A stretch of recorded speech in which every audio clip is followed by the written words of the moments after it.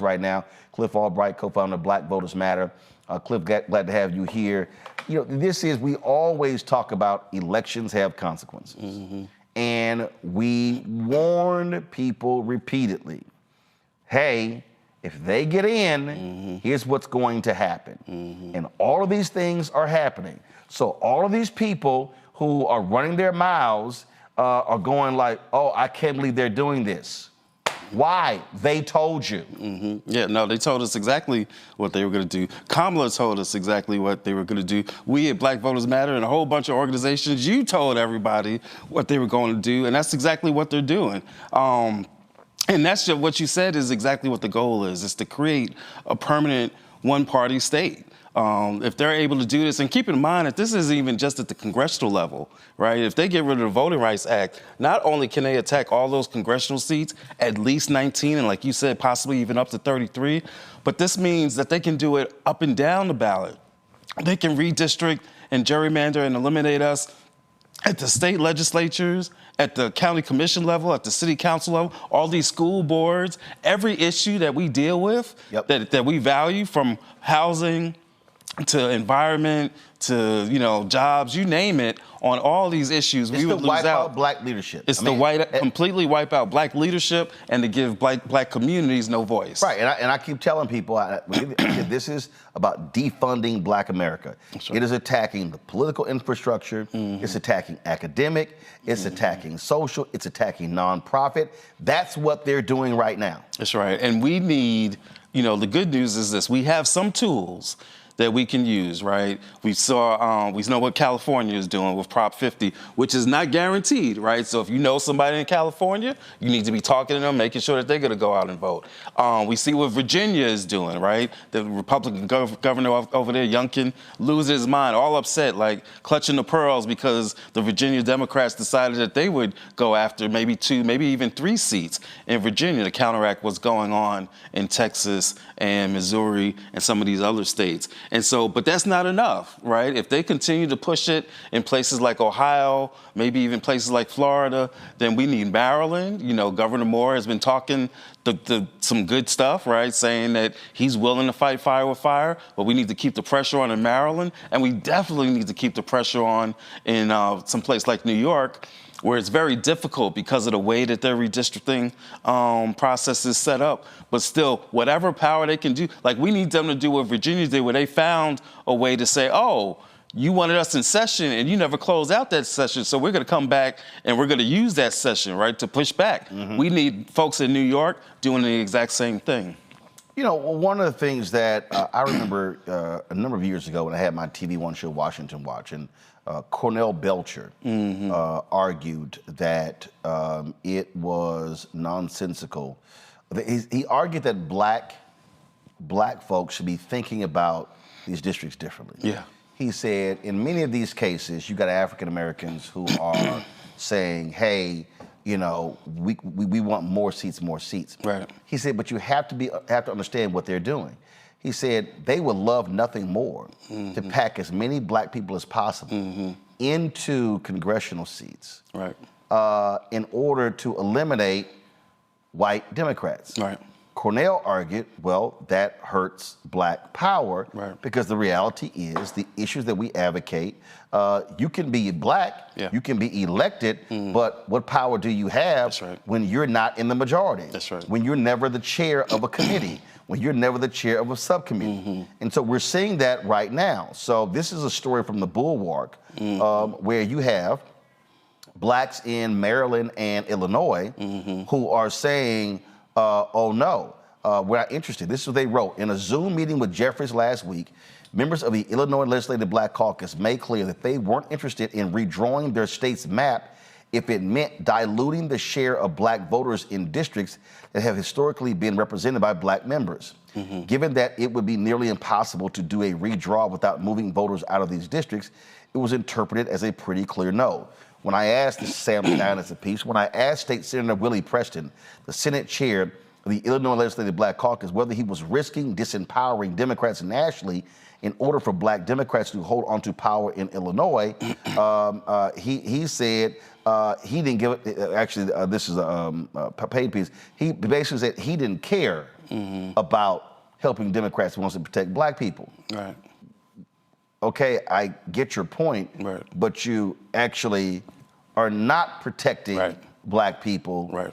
If that's your stance, Right. if you're always going to be in the minority. Right, because there's Black folks in your state, in Illinois, who won't have health care, who won't have access to education, who won't have access to housing, who won't be able to deal with police violence. And so by not protecting us nationally, you are hurting your own community, even in your own state. Now, it's a real issue. I don't want to ignore that issue, because in California, that's part of what we're actually seeing with that Prop 50, right? Which is, in order to add those 5 districts, they had to move around some stuff.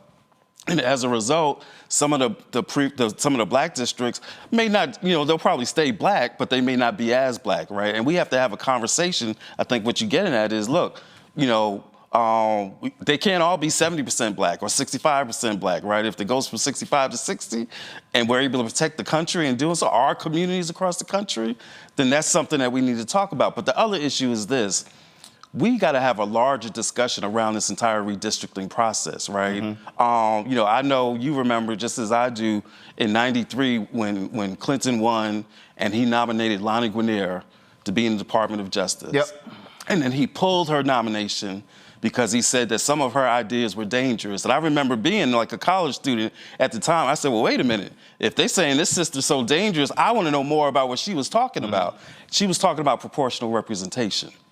And she saw it as a way to deal with the very fundamental problem that we have. Because what she said was, in this country, or in any country, as long as you are a minority group in a simple majority rule, first to the post, single member districts, that you are always going to be in a bad situation, right? And so we got to start having some more. We got to fight for the Voting Rights Act, because there's a bunch of stuff that we need to protect that the Voting Rights Act deals with.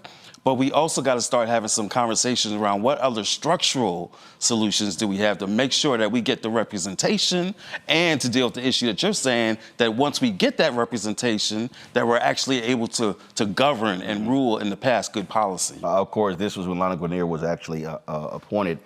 She passed away 3 years ago. And see, what I am trying to walk people through is an understanding of power. That's right. And again, then you get these people, they're like, well, you're just being a shield for the Democratic Party. Here's a perfect example. Yesterday, my man Keenan Towns had a golf tournament for his foundation at Langston Golf Course in D.C. And then they had a community picnic on the driving range afterwards. So backyard band is playing, and there's this brother who's there. He's an Omega. And so he comes up to me and he says, yeah, I'm an Omega, got his gear on. I'm one of those Black men who voted for Trump. I said, okay. So he starts telling me about, Kamala, she really Indian. She wasn't Black. She didn't claim Black. And I was like, well, that's a lie. Right. So he starts going on this nonsense. And he starts talking about, we got to have, FBA specific policies. And so he's going, and I heard you, and I said, okay, you do know, you are aware you cannot pass Black specific. Well, no. The Asians got a bill. I said, did they really? No, I didn't heard that. I said, really? Right. I said, what did the Asians get? Well, the Asians got a hate crime law. That's a lie. I said, it's a lie. I said, what was the name of the bill? Right. He couldn't even name the bill. Right. I said, did you go through the data? I said, did you go pull the hate crimes bill that was passed when Black churches were being burned down? I said, was that bill specific to only Black churches? No. Right. It was churches, mosques, synagogues, houses of worship. Right. I said, now, in the summary, it talked about Black churches being targeted. Okay. I said, dude, you know what the hell you're talking about? So then he's going on and on and on. And no, I said, okay. I said, let me ask a question. I said, you got any respect for Shirley Chisholm? I said, she wasn't FBA. I said, Harry Belafonte? Not FBA. I said, Malcolm X's mama, where was she born? Right. I started naming all these. I said Sidney Poitier. Right. I started doing. I said now I'm confused with all. Garvey. I said he's like, well, you know. I look at my life, and there was nothing in my life that got better on the Democrats. So I said, why did I give this man a chance? And I was like, oh, okay. And so while he's sitting there, so I'm sitting there hitting this fool on policy, Right. and he is absolutely ignorant on policy, and he's sitting here going and all this sort of stuff, and I start bringing him housing. Well, as I'm talking, Joe Asamoah walks by. I said, oh, speaking of housing, this sister worked in the hood under Biden-Harris, and so she comes over, she was like, oh, Lord. She said, is my frat one of these MAGA? I said, yep. I said, yeah, your frat brother, one of the MAGA people. Right. So then she sits here, and then she said, oh, I'm the one who wrote the HUD, Right. racial justice policy. I said, you voted for a man who's getting rid of the policy. So I started naming all this anti-black stuff. Right. That little Mega walked away and went back and listened to the concert. And I'm like, fool, this is what I'm talking about. This is about power. Right. This is about the seizing of power. Right. And when we get caught up in, oh, you just shilling for the Democrats, no, fool. I got to look at the chessboard to go, okay, what are the issues that I care about? That's right. And if I outline 5 of them, where does the Republican Party stand versus the Democratic Party? That does not mean Democrats are perfect, but I got to be smart enough to understand that I'm going to voluntarily get my ass kicked if I don't read the board right. And I will, for all things that I claim I want, I will never get. That's right. Because I will be out of power. That's right. We'll be out of power, and folks who are running literally on anti-blackness, trying to erase black history, trying to erase black jobs, trying to kick black folk out of the armed services, and we know what that's all about, right? That's potential coup type stuff. But you just go down the road. They're not even trying to hide it. And what we have to recognize, going back to this redistricting discussion, is because redistricting isn't sexy. I get it, right? Don't nobody want to have a conversation, about redistricting and about gerrymandering. If you give me having a conversation about versus, or a conversation about the NBA, or a conversation about gerrymandering, I'd love to pick either one of the first two. But at the end of the day, no matter what your issue is, right? No matter who you are, even if you're the confused Omega brother that you're talking about, whatever his issue is, whatever anybody's issue is, you can't get progress on it as a black person in this country, especially right now, if we don't have a government that reflects us, where we don't have any representation. My problem while he was running his mouth was everything I mentioned anti-black. Right. Well, I ain't know that. Right. I said, what the hell are you then watching? Right. I said, you voted for a guy claiming, well, I'm gonna give him a shot. Right. I said, and here you're standing before me, telling me how you want this foundational Black Americans agenda, and you literally know nothing about I said all of the anti-black stuff. I brought up they want to get rid of the federal DBA program, contracts. I said they rule against Lowndes County, the settlement regarding sewage being backed up in yards. I said they call it legal DEI. I said Cancer Alley in Louisiana, pull out of the lawsuit. The housing lawsuit in Texas dealing with a racist HOA, pull out. I went boom, boom, boom, boom, boom. I said, so now I don't understand. How are you advocating for a foundational Black American agenda when you have somebody who is consistently anti-black and you proudly say you an Omega who voted for Donald Trump? Right. Yeah, I mean, it's just. This was just yesterday. Yeah. And he's not alone, unfortunately, right? Because you got a lot of folks who claim to be pro-black, but they really are anti-black immigrant more than they are pro-black. Right, and a lot of times they're reflecting the same thing that white folks have done for decades and centuries. Right. In other words, I don't care how bad you make it for me, as long as you make it worse for them other folk. Right. That's what white folks. That's why you got poor white folks that are okay with their poverty as long as they got somebody black or a community that's black that's more poor, or that has more cancer and environmental sludge or whatever. And that's the same thing that some of these black folk, right? that what they do, basically, they're not even paying attention to policies that are impacting us in our community, as long as they can see immigrant, Black, Latino, or otherwise getting rounded up and deported and sent out to kidnapped and sent out the country. And so that's a conversation that we got to have in our community. The good news is, I believe that there's more of us that know the deal, right? That know that we got to, that know that this administration is nothing but anti-Blackness, knowing that you got folks running around proud about being a Nazi. Young Republicans in their chat group talking about being a Nazi. The dude that was just running for, or just about to be appointed to be a judge or something, or an attorney, talking about how he's proud to be a Nazi. They are not even trying to hide it. And so again, like you say, it's about power, and we cannot use our power unless we have representation in order to be in these places to get us the policies that we need. Absolutely. We're going to take a quick break. When we come back, panel got some questions. I'm going to go to them. We're talking with Cliff Albright, co-founder Black Voters Matter. You're watching Roland Martin Unfiltered on the Black Star Network.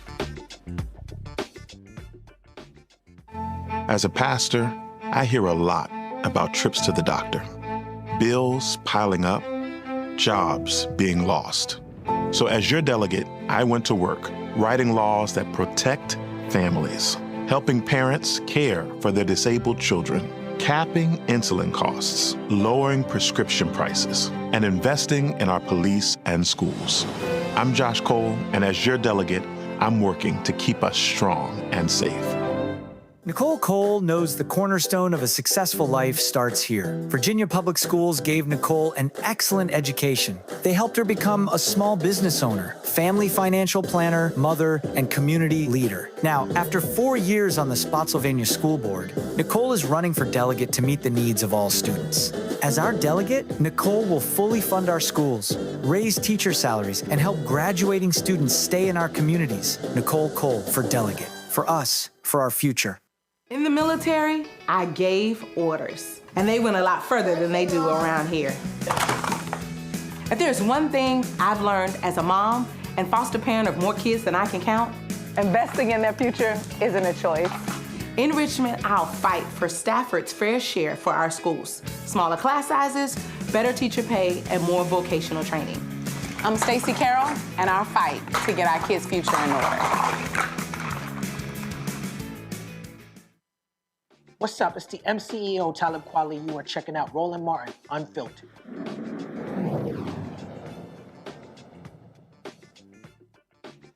All right, folks, welcome back. I'm talking to Cliff Albright, co-founder of Black Voters Matter. My panel is Omekongo Dibinga, senior professorial lecturer, School of International Service out of D.C., author of Lies About Black People, How to Combat Racism. Scott Bowden, attorney out of D.C. as well. Joy Chaney, founder of Joy Strategies out of D.C. as well. All right, let's get right into it. Questions for Cliff. I guess I'll let the Kappa go first. Well, I wasn't a Kappa you were talking to at the golf tournament, because we ain't got no Kappas that voted for Trump. Yes, you do. That's a whole nother yes, story. You do. Yes, you. You know you do. Too. Don't start. You know you do. Start your shit now. There you go. Here we go. You know I ain't lying. You know you do. Cliff, let me get to Cliff. Cliff, love the work that you're doing.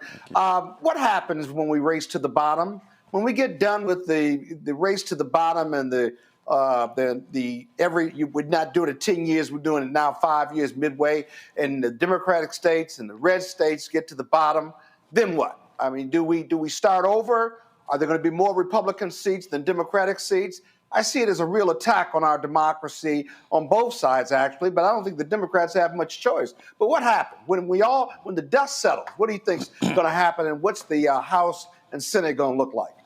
Yeah, I mean, I think two things, maybe even three things. I think one, I think we can look at the way that California has done it, right? Where basically they did it where it was specifically in response to Texas, right? They basically were like, look, if Texas pulls back, we'll pull back. They did it in a way that's time limited, right? So that they'll go back to their normal process at the normal time at the end of the decade. So I think that there are things that you can do even as you are fighting fire with fire, which still establishes that, look, we recognize that fundamentally we got to do all this a different kind of a way, that we do want fairness in the process and fair representation in the process. But in this moment, that we have got to do this fight. Because at the end of the day, like you asked, what happens if it's a race to the bottom? If we don't do it now, there is no bottom. Right? It's a bottomless pit that we wind up finding ourselves in. And so the only way to fight it is to do what some of these states have already done and what we're encouraging even more states to do. But being clear, keeping the eyes on the prize, that fundamentally we don't want to be doing this, and that we got these other values that we want to fight for. But you can't fight for those values if, again, to Roland's point, if we ain't got no power. And if we don't have power for decades or for generations, then, we just got a principle that we want to see, but we have absolutely no way to make it be a reality. Also, I think we have to also recognize, and this is, and I've said this for so long, how Democrats have to understand what power is and what's fair and just. So here's what I mean by that. Yeah. So Eric Holder and Obama, they get together and they launch this national redistricting committee. This is the website. Okay. So all they kept talking about, fair maps, fair maps, fair maps, fair maps, fair maps. Right. Okay. Sounds great. Right. Sounds wonderful. Yeah. But you got one side over here who's talking about fair. Yeah. The other side's talking about power. So what happens? This is a story right here in Politico, why Democrats can't match Trump's gerrymander push. Right. So it says right here, Democrats trying to counter Donald Trump's red state gerrymander are facing a roadblock. 15 roadblocks, actually. Yeah. That's how many Democratic-led states have a political trifecta. Yeah. The same setup that helped Texas Republicans push through new maps last month. Right. But of those 15, only California has made a serious effort to respond in kind, and even that initiative may fail at the ballot box. Leaders in 14 other states with a Democratic governor and state legislature find themselves unable to move forward, hampered by reasons ranging from constitutional limitations, legal deadlines, and maps that can't be gerrymandered anymore. And perhaps an acknowledgement of these hurdles, Democrats have turned to the courts to try to stopping Republican efforts. So you take Colorado. Colorado would love to do this. They got a state constitution that says you can only redistrict every 10 years. Right. So Democrats fought for these laws to be changed to create fair maps. The commission in Michigan, Republicans fought the one in Ohio. They were like, no, we ain't having no nonpartisan committee. We gonna have a damn partisan commission. Right. And they completely jacked that up and took it over. Right. So the problem now is, Obama and Holder got no choice but to back this. And this is a perfect example, again, of Democrats saying, no, let's be right. Let's be fair. Let's be just. And Republicans like, okay, that's cute. Power. Right. They basically, the Democrats unilaterally disarmed. And this is where you find yourself. I'm giving up my weapons. Right. But you get to not only keep yours, you get to go acquire more. Right. Like both of us, we got to put our knives down on 3, and you count to 3, and you put yours down, and the other dude's still holding his knife. Well, he holding his knife, and now he done pull out a gun. And now he got a grenade. And you like, no, but we agreed to put, they like, no, you agreed to put your stuff down. Right. I didn't. Now, there were black folk who tried to tell them not to do that. Not the 2 that you mentioned, right? But there were some other black folks and black organizations that said, look, this is a bad idea.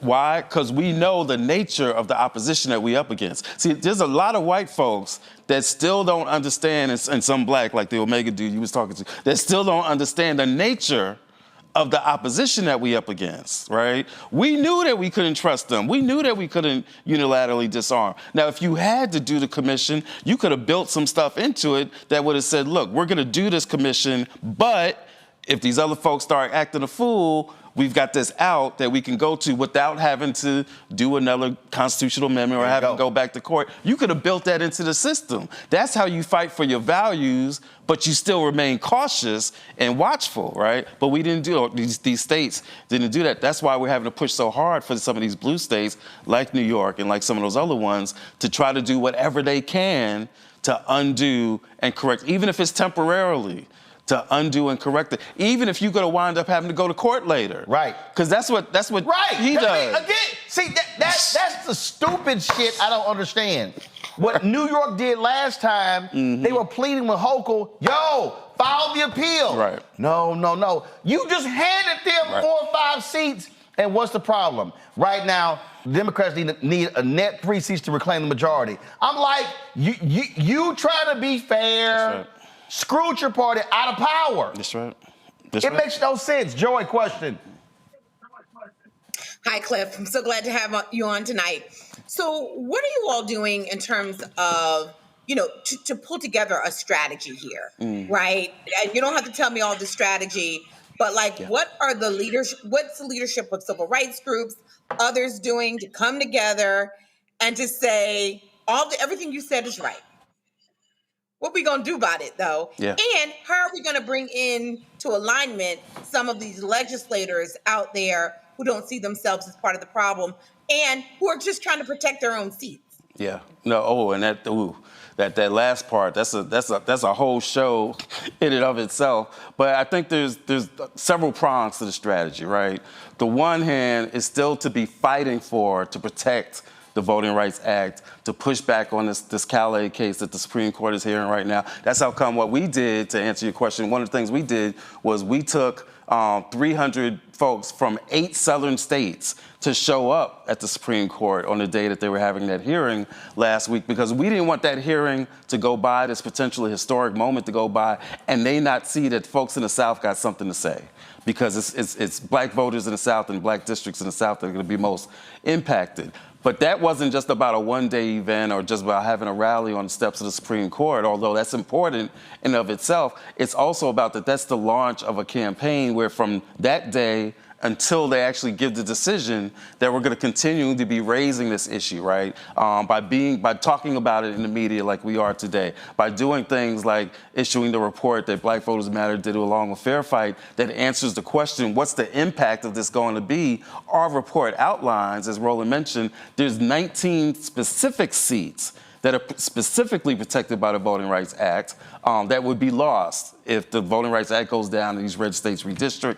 And then there's some other states, like we said, up to 33 that could also be impacted. So that's part of the strategy, right? Just pushing back and staying engaged and pushing the narrative on the importance of the Voting Rights Act and the importance of this case, right? There's also the electoral piece, because at the end of the day, there are still some electoral options that we have to hold on to the seats that we have, right? So there's that strategy. There's also the pushback in terms of organizing around this, whether it's organizing in red states like Missouri, because keep in mind, they have a petition going right now to get enough signatures so that the people of Missouri can vote on the redone maps that the Missouri legislature just voted. So it's not a done deal if we support those groups and those community members that are doing that organizing. If you know somebody in Missouri, or if you could go to our page and you could find out about who's doing what work in states like Missouri, because we got to support that process the same way that we got to support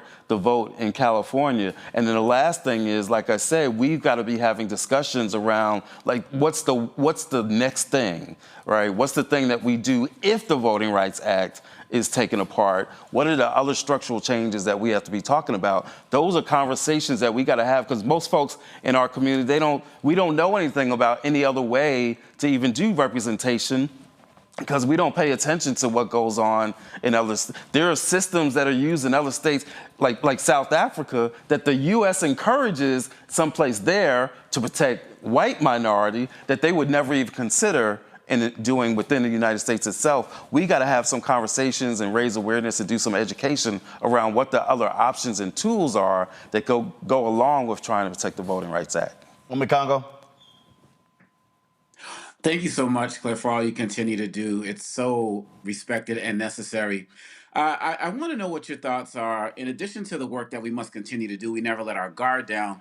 Do you feel like there's any possibility that these redistricting can backfire on Republicans, given the way Trump is dealing with the economy right now? I mean, they're having so many FAFO moments that they may still just decide to vote for Democrats regardless of who they get redistricted to. Yeah, I mean, that's a great point because we were already seeing some of that possibly in Texas because, again, to create those 5 extra seats that they created, they had to move some stuff around. And basically what they are assuming is that Latino voters, this is what the math that they were doing. They said, wait a minute, this last election in Texas in 24, you saw more Latinos voting for Trump. So we feel like that we can do this redistricting, take power away from black folks, maybe even keep some of those Latino districts intact, and we'll be okay. But what they're also seeing is that his popularity and the Republicans' popularity within those same Latino communities is plummeting. And so it could come back to haunt them, whether it's in Texas or in Missouri or any of these other states, because at the end of the day, they're basing it on some assumptions that are simply no longer true. So, so there's a possibility of that. And again, we need to be doing whatever we can in coalition with some of these other communities to make sure that, you know, we need to push that into have. They use divide and conquer against us ever since 1619. We need to do the same thing against them. This is, again, I really need people to underscore what's going on here. They are banking for the Supreme Court decision. In fact, we talked in Louisiana, the state Senate, they voted along party lines to postpone the 2026 election dates. Yeah. The delay would give the state more time to redraw its congressional map. This is assuming the Supreme Court rules in their favor. Republicans expect to craft political districts more to their liking if the Supreme Court rules in their favor, where race can't be considered in the creation of the districts. The GOP Senate majority, made up entirely of white senators, outvoted the Democrats, all but one whom are black, 27-9. On Senate Bill 1, the bill moves the qualifying period for political candidates and the 2 spring election dates for congressional primary contests back by approximately 1 month. Elections scheduled for April 18th and May 30th would move to May 16th and June 27th, respectively. The delayed election timeline will create more opportunities for the Republican-controlled legislature to draw newest U.S. House districts. Now, again, what this is all about, Supreme Court, Cliff, has this precedent, which doesn't matter because these folks don't care about precedent, where when it comes time to draw, they'll may say, hey, it's not enough time for the legislature to redraw districts, for the voters to be notified, and then for them to vote. That's what this is all about. These Republicans, they lost to the Supreme Court the creation of the second black district. Then they said, well, no, let's now join. They will not recruit some white folks to say that the creation of this second black district brought them harm, which they never identified what the harm is, and they expedited this lawsuit. And the writing was on the wall when the Supreme Court asked for briefs from both sides over eliminating these districts based upon the issue of race. Yeah, and keep in mind, like, as an example, if we go back to abortion in the Dobbs case, right? Dobbs case was heard about the same time as this case, but the Dobbs decision came out when? It came out as late as like in June or something like that.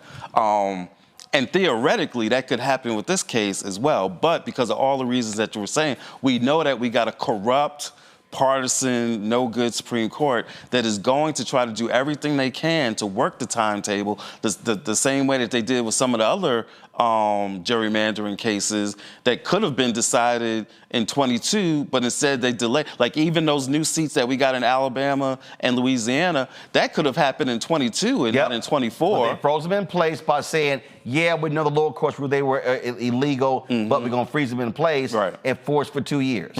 So we know that this court is going to the 2021 Texas case is still ongoing. That's right. So we know they're going to do whatever they can to play with that time, to play with the calendar. And that's what you see. Literally, you see a coordination strategy of the Supreme Court, which will probably try to move up its decision, right? What could have been months could be decided in a matter of weeks. So they're combining that with the strategy that you were just reading, where you got these states that are saying, oh, we're going to push back our stuff so it can give the court more time to do whatever it's going to do. They're literally colluding. They might as well just be in a huddle together, the Supreme Court and these red state legislatures. And again, for all of these people who we always say connect the dots, who don't understand what's going on here. What we're talking about here is power. We're talking about money. When we talk about who represents who, and see, this is the stuff, it grates on me when I'm listening to these yahoos who are like, I don't know what the CBC, they're trash, they're not doing anything. These people have no idea the role that a lawmaker plays in inserting language in bills and removing language in bills. Right. All sorts of different things. You don't even have to pass a bill to have a major impact on the bill because you sit on a particular committee. Right. What type of projects that you slide in. Right.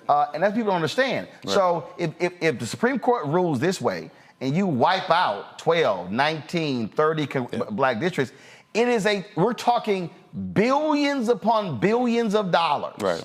That's right. That will not be going to black communities because they have removed those members of Congress. That's those black right. members of Congress. That's right. That is a fact. Right. At a time when you're already seeing disinvestment in our communities, whether it's, again, from healthcare, from SNAP, from block grants, or whatever the case may be, Department of Education. And so not having this representation, none of the representation is perfect. You're always going to find something to criticize about every representative or whatever. But when you have zero voice, when you have zero representation, there's no scenario where that comes out to the benefit of our community. And the last point is when you also sit your ass at home and don't vote, you actually make all of this a lot easier. That's right. That's right. And again, whatever your issue is, you don't have to be passionate about redistricting and gerrymandering.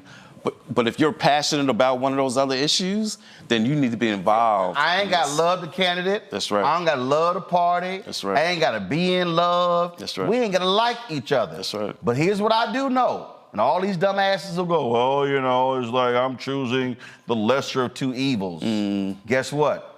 Nearly 400,000 black women, no jobs. That's evil. When you see the anti-black agenda that Trump is executing, that's evil. That's right. When you see how he is withholding money from blue states and giving money to red states, that's evil. We can walk down. So when people say that stupid shit, oh my God, I think I'm choosing the lesser of two evils, I keep saying, one of them is going to win. That's right.